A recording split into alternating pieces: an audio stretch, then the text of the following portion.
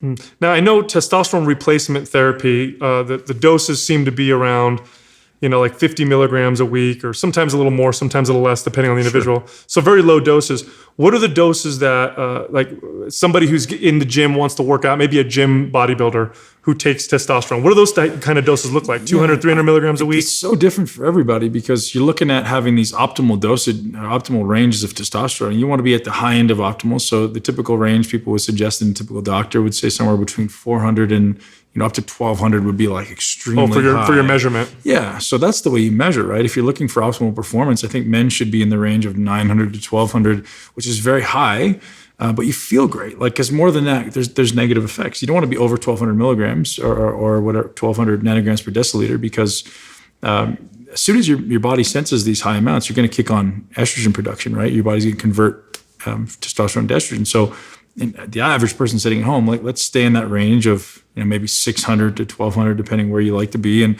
it's completely personal preference. You may feel amazing at 600, which, when I'm, since being retired, I live at 500 to 700. I feel awesome. But, during my career, there was certainly super physiological levels that were experimented with. And I don't even know that it's absolutely necessary in most cases. I'm sure it is, but the numbers that some guys are using are just astronomical and unnecessary, and I don't want to advocate any of that stuff, because it's the biggest thing is trying to educate people on realizing that it's minimum effective dose, and it should be incremental, just like your training, right? You don't want to go in the gym having never worked out and do this much work so you create massive amounts of soreness. You want to go and make the smallest amount of incremental changes to make the biggest amount of incremental change.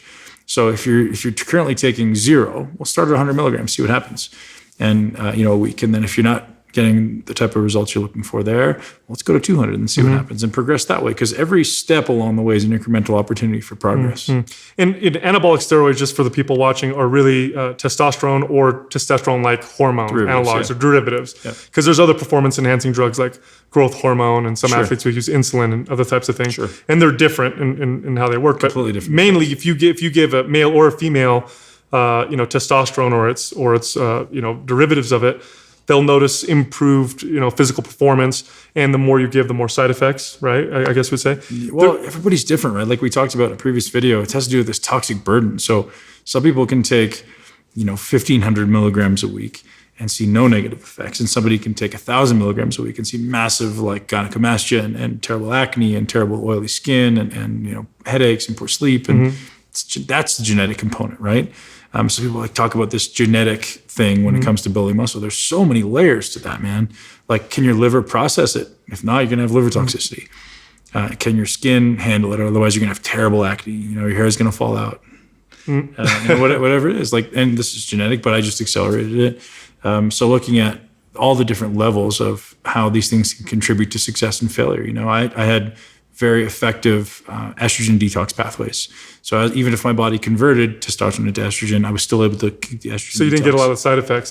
Right, which would be, high levels of estrogen, which could impact, so many different things: muscle building, negative lipid retention, profiles, all that stuff. Fat retention, heart issues. So that was a genetic blessing for me.